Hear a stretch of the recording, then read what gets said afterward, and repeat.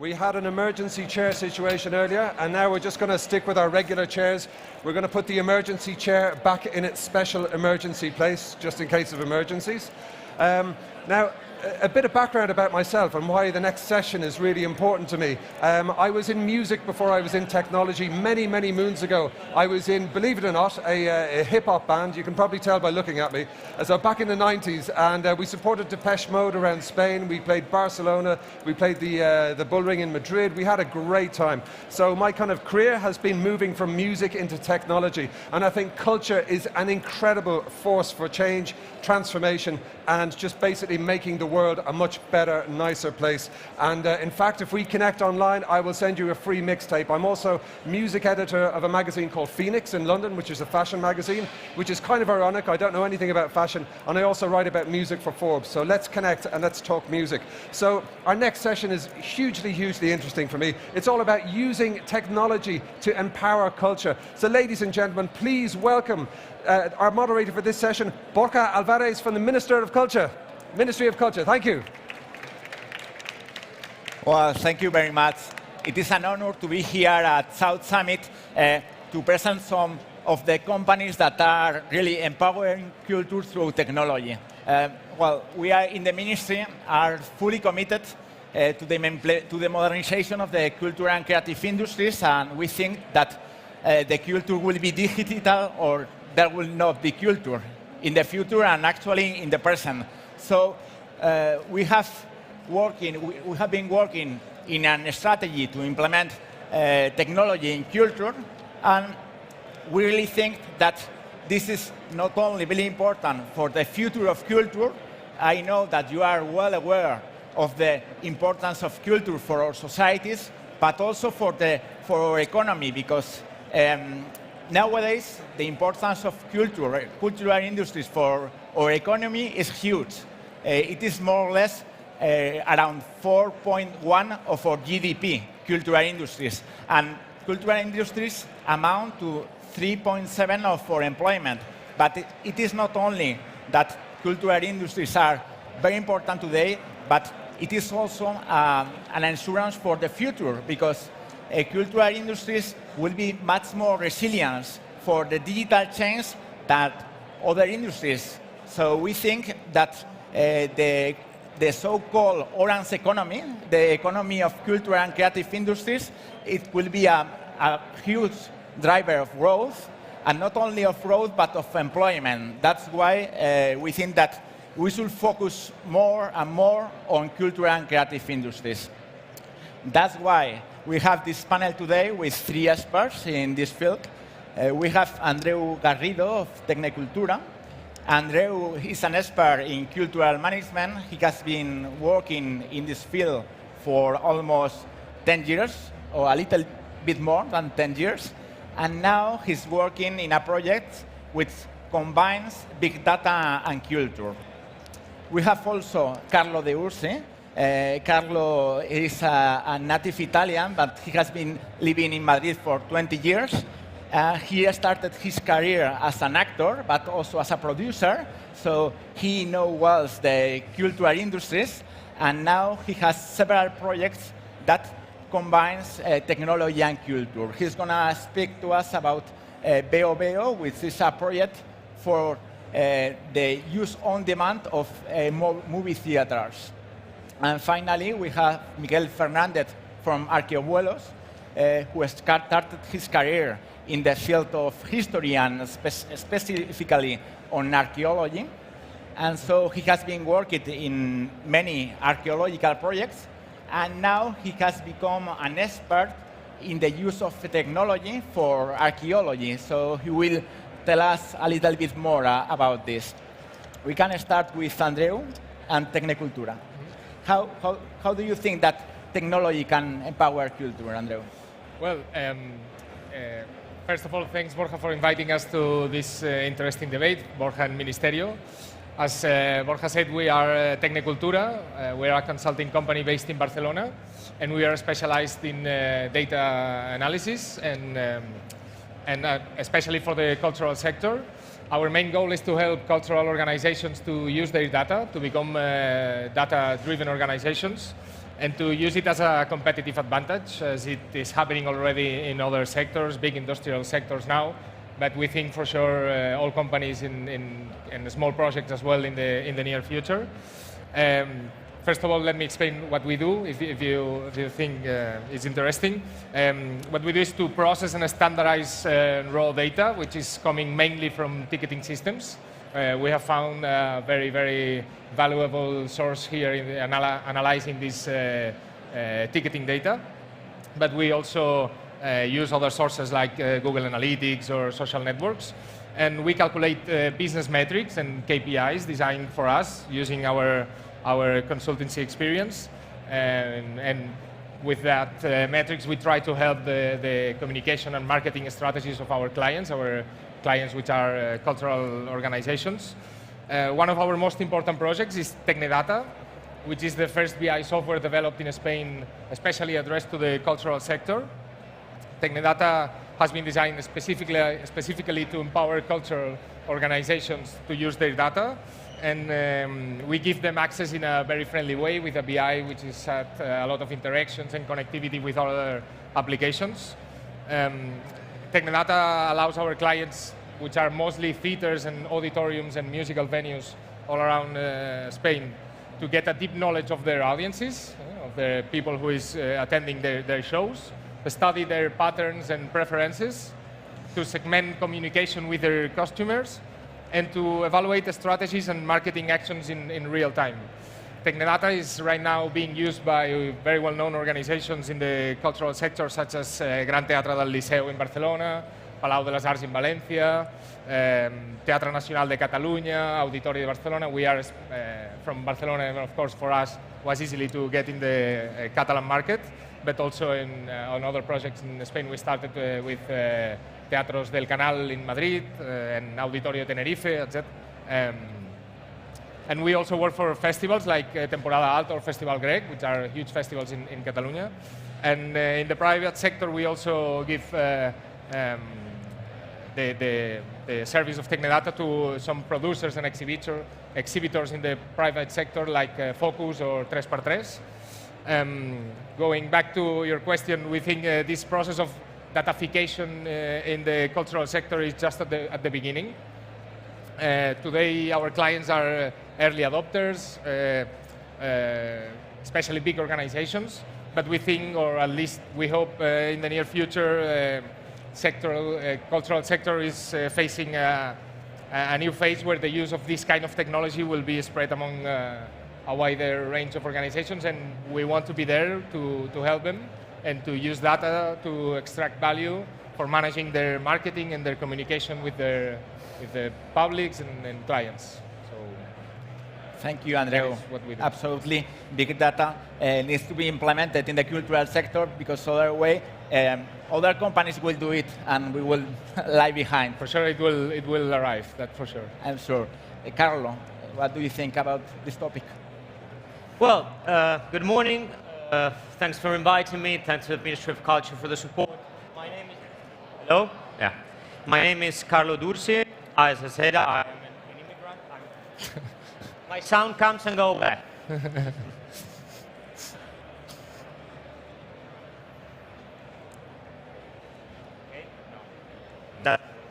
No. Okay, now yes. I am the CEO of the film distribution company called BHEL. BHEL is a cinema on-demand platform where user can decide when, where, and how they can screen films in cinema. Just a quick excerpt. Normally, the distribution of the films works through programmer who decide what you have to see in cinema, and they program the theaters, and then you go to the cinema, you are an attendee, and you passively get the film and get your ticket. BHEL just transformed the paradigm of cinema distribution from the push paradigm to the pull paradigm. Then we give to the users all the power to create their events and join a community to do that. This process is made through a collective system of booking called crowd ticketing. basically, the crowd ticketing, it's a way of empower the audience to start enjoying the culture when, where, and how they want, but always in a theater, always in a big screen. We are very used to get the information about what is the video on demand, Netflix and all these platforms, SVOD and all this kind of platform. But in Spain, in the last 15 years, we have lost basically 50% of the theaters that we were enjoying in the past. BHEL comes back to push the people to enjoy the movies in cinema through a decision-making system that is given to right away to the audience. In this way, we want to give an action on both ways. One on the audience, on the user, as you've heard, but plus on the industry, because we want to go back to make more profitable and viable the theaters, the theaters that we have in Spain. If you make a fast calculation in Spain, the average of attendance in cinema is 11 people per film per screening. With BHEL, we guarantee an average of more or less from 20 to 35 people to the theater. That makes a way of making more profitable the theater, and plus to promote our industry or the national industry that we are where we are based. Because now, in fact, we are just into a big process of internationalization. Because I'm Italian, we are opening a branch in Italy and in Switzerland. And to answer to the question that you make, how we can empower, basically how BHEL empower culture. First of all, there is a big stress now on European politics to give access to the culture to the audience, wide access, in order to make, we are talking since a lot of years ago about the big digital market in Europe to make the movies and the cultural content spread out. We give access to the audience, first things. Second things, we give involvement to the audience.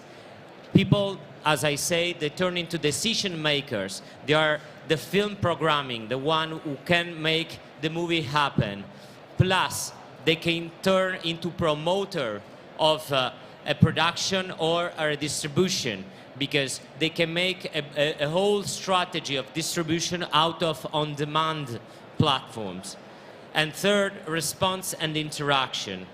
BHEL is a very proactive way of promoting culture, cinematographic culture, in a very specific way.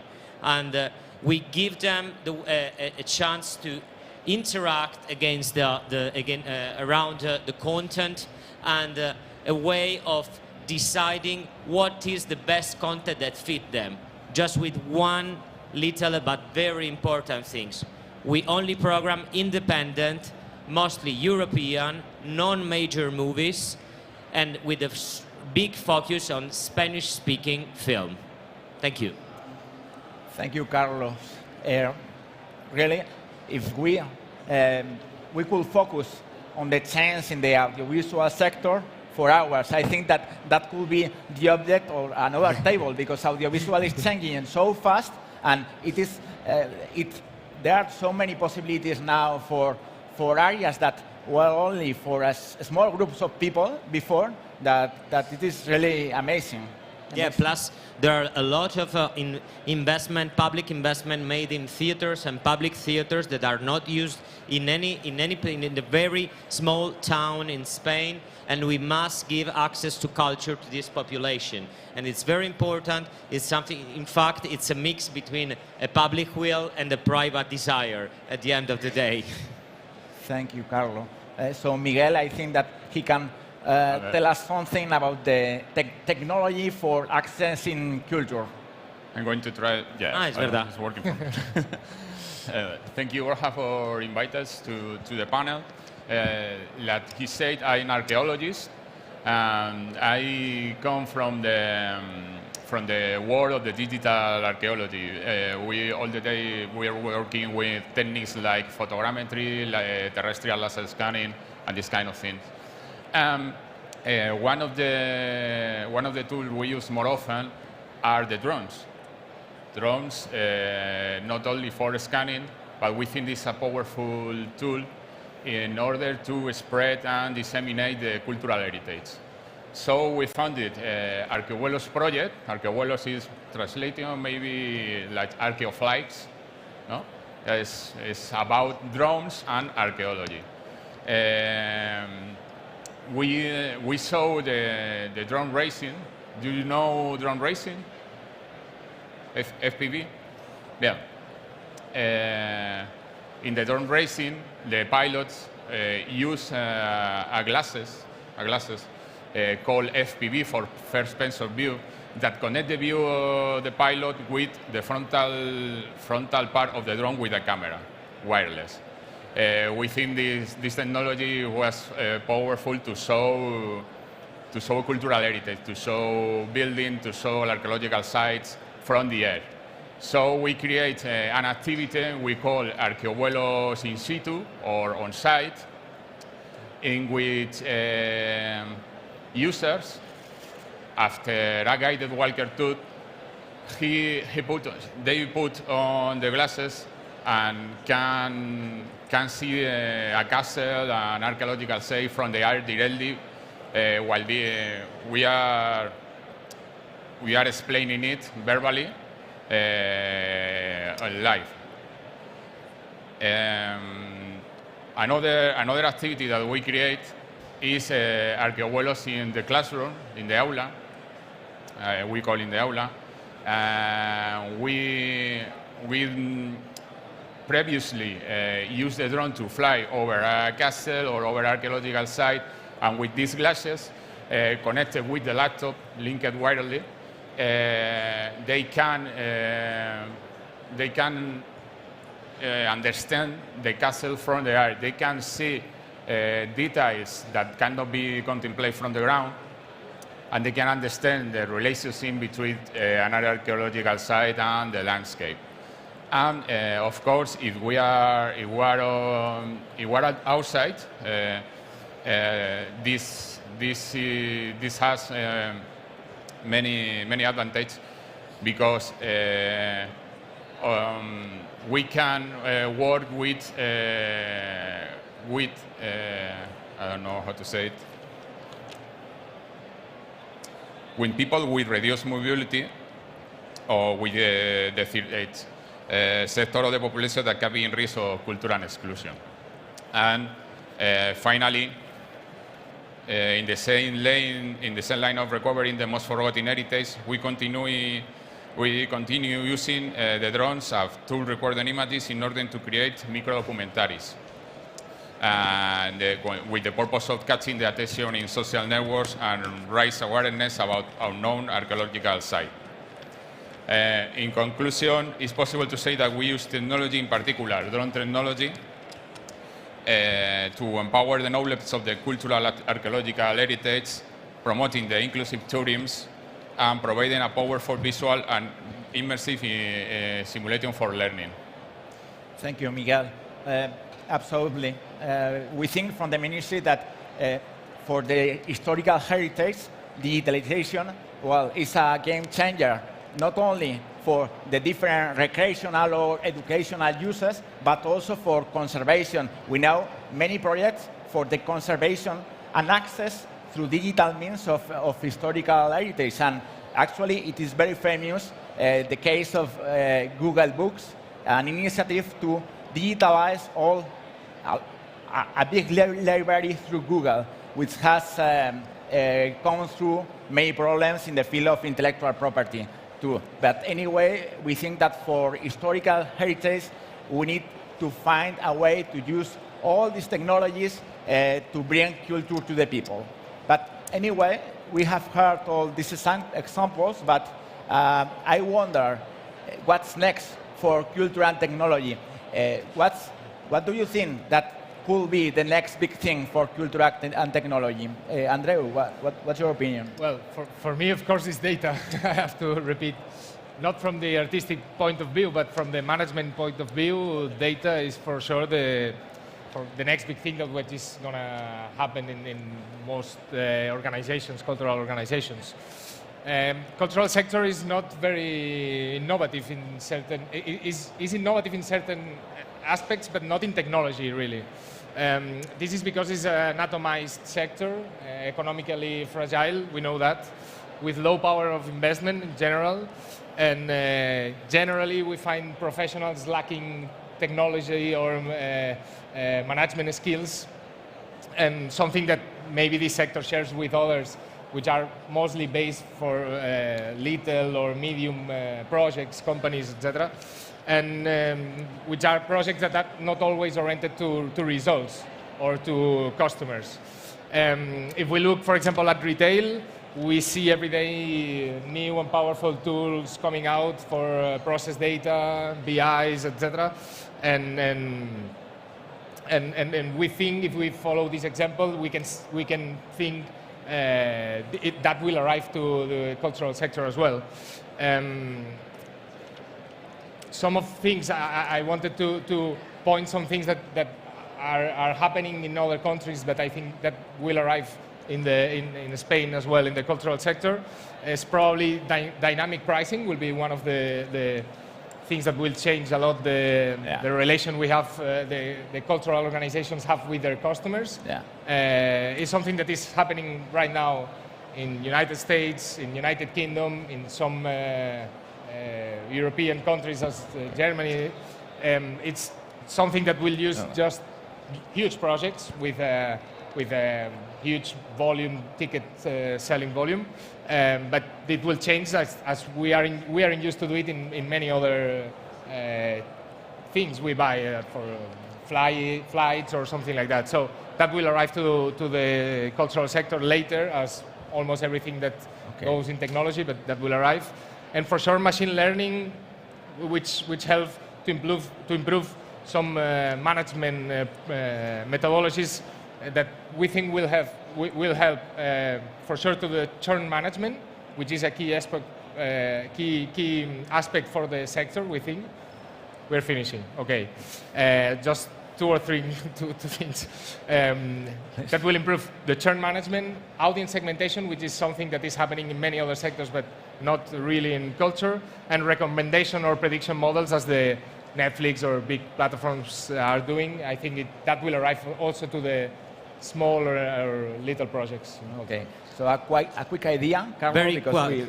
I agree with Andreu. Big data are the key, and I can tell that I agree with you, but I disagree on the artistic way, because last year Warner edited the first movie thanks to big data information. Second things, and I join my other friends here, is virtual reality. Now in Cannes and in Venice, there has been screening movies in virtual reality, and Alfonso Cuarón was awarded with an Oscar for a virtual reality film. And these things led to gamification and to dynamic prices that we are already applying in our platform VeoVeo. Depending when you buy, you can have a price or another one. And the third thing that is very important is the API, that's its application program interface, that thanks to an automatization are leading to our user to make just the process click, click, click, and screen. Okay, so Miral. I want to give it someone For add something and link it to the world of archaeology and cultural heritage, I think that there's a big thing could be in the world of 3D printing and drones.